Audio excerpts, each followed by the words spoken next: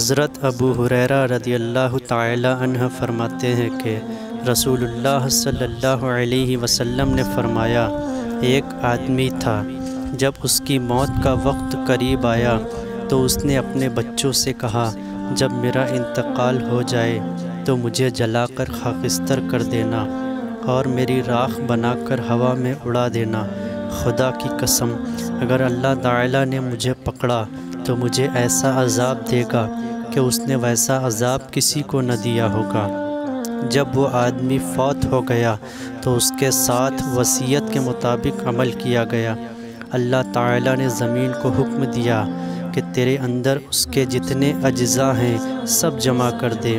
زمین نے حکم کی تعمیل کرتے ہوئے اس کے تمام اجزاء کو جمع کر دیا، پھر اسے زندہ کر کے بارگاہ الہی میں کھڑا کیا گیا۔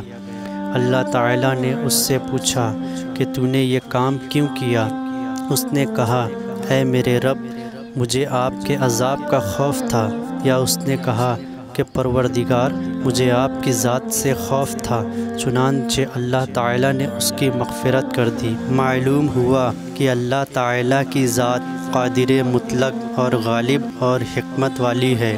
حدیث سے معلوم ہوا کہ اس آدمی کی اولاد نے اس کی وصیت پر عمل کرتے ہوئے اس کو جلا دیا اور اس کی راکھ بنا کر ہوا میں اڑا دی، حالانکہ بچوں کے لیے یہ جائز نہیں تھا کہ وہ اپنے باپ کی بات مانتے، کیونکہ خالق کی نافرمانی کی صورت میں مخلوق کی اطاعت جائز نہیں ہوتی۔